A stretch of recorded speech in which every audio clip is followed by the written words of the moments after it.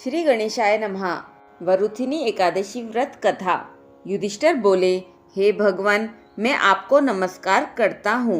वैशाख मास के कृष्ण पक्ष की एकादशी का क्या नाम है तथा उसकी विधि क्या है और उससे कौन से फल की प्राप्ति होती है, सो कृपा पूर्वक विस्तार से कहिए। श्री कृष्ण भगवान बोले, हे राजन, वैशाख मास के कृष्ण पक्ष की एकादशी का नाम वरुथिनी है। यह सौभाग्य प्रदान करने वाली है। इसका व्रत करने से मनुष्य के सभी पाप नष्ट हो जाते हैं। यदि इस व्रत को दुखी सधवा स्त्री करती है तो उसे सौभाग्य मिलता है। वरुथिनी के प्रभाव से ही राजा मांधाता को स्वर्ग प्राप्त हुआ था।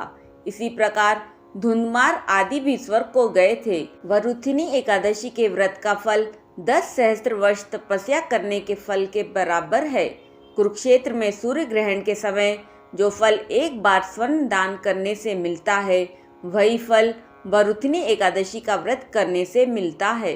इस व्रत से मनुष्य इस लोक और परलोक दोनों में सुख पाते हैं। वह अंत में स्वर्ग को प्राप्त होते हैं। हे राजन, इस एकादशी का व्रत करने से मनुष्य को इस लोक में सुख और परलोक में मुक्ति मिलती है। शास्त्रों में कहा है कि घोड़े के दान से हाथी दान उत्तम है और हाथी के दान से भूमि का दान उत्तम है। उससे उत्तम तिलों का दान है। तिल से उत्तम है सोने का दान और सोने के दान से अन्नदान उत्तम है। संसार में अन्नदान के बराबर कोई भी दान नहीं है। अन्नदान से पितृ, देवता, मनुष्य आदि सब तृप्त हो जाते हैं। शास्त्रों में कन्यादान अन्नदान के बराबर माना जाता है। वरुथिनी एकादशी के व्रत से अन्न तथा कन्यादान दोनों उत्तम दानों का फल मिलता है।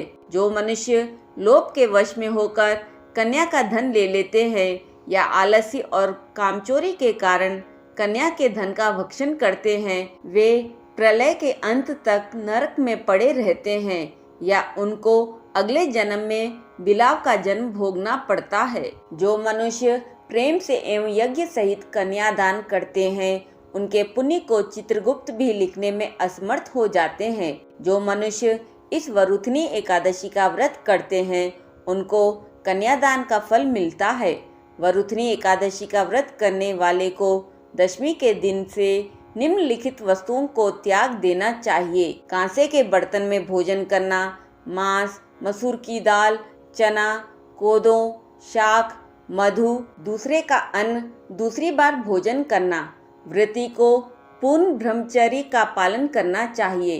रात्रि शयन न करके सारा समय शास्त्र चिंतन और भजन कीर्तन आदि में लगाना चाहिए। दूसरों की निंदा तथा दुष्ट और पापी लोगों की संगत भी नहीं करनी चाहिए। क्रोध करना या असत्य बोलना भी वर्जित है। तेल तथा अन्न भक्षण भी वर्जित माना गया है।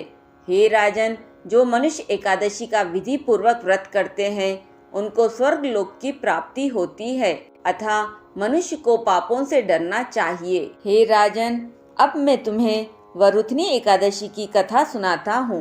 ध्यान पूर्वक सुनो। प्राचीन काल में नर्मदा नदी के तट पर मांधाता नामक राजा राज्य करता था। वह अत्यंत दानशील तथा तपस्वी था। एक दिन जब वह जंगल में तपस्या कर रहा था, तभी न जाने कहां से एक जंगली भालू आया और राजा के पैर चबाने लगा।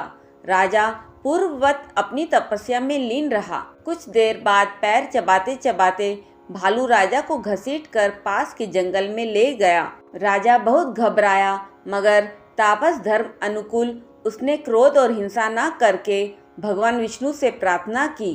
करुण भाव से भगवान विष्णु को पुकारा।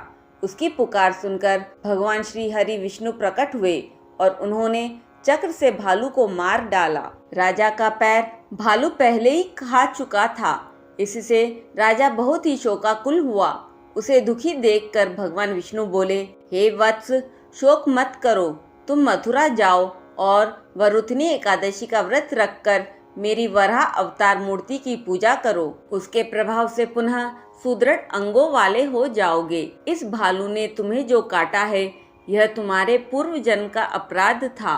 भगवान की आज्ञा मानकर राजा मांधाता ने मथुरा जाकर श्रद्धा पूर्वक वरुथिनी एकादशी का व्रत किया। इसके प्रभाव से राजा शीघ्र ही पुनः सुंदर और संपूर्ण अंगों वाला हो गया। इसी एकादशी के प्रभाव से राजा मानधाता स्वर्ग को चले गए। हे राजन, इन सभी बातों को ध्यान में रखते हुए वरुथनी एकादशी के दिन भगवान विष्णु के वराह रूप की पूजा करनी चाहिए। जो मनुष्य एकादशी की रात को जागरण करके भगवान विष्णु का पूजन करते हैं, वह सब पापों से मुक्त होकर परम गति को प्राप्त होते हैं। बड़े से बड़े पाप को नष्ट करने के लिए वरुथनी एकादशी का व्रत अति उत्तम है। इस व्रत के महात्म्य को पढ़ने व सुनने से 1,000 गोदान का फल प्राप्त होता है। इसका फल गंगा स्नान करने के फल से भी अधिक है और मनुष्य सभी पापों से मुक्त होकर विष्णु लोक को प्राप्त होता है। एक बार प्रेम से बोलिए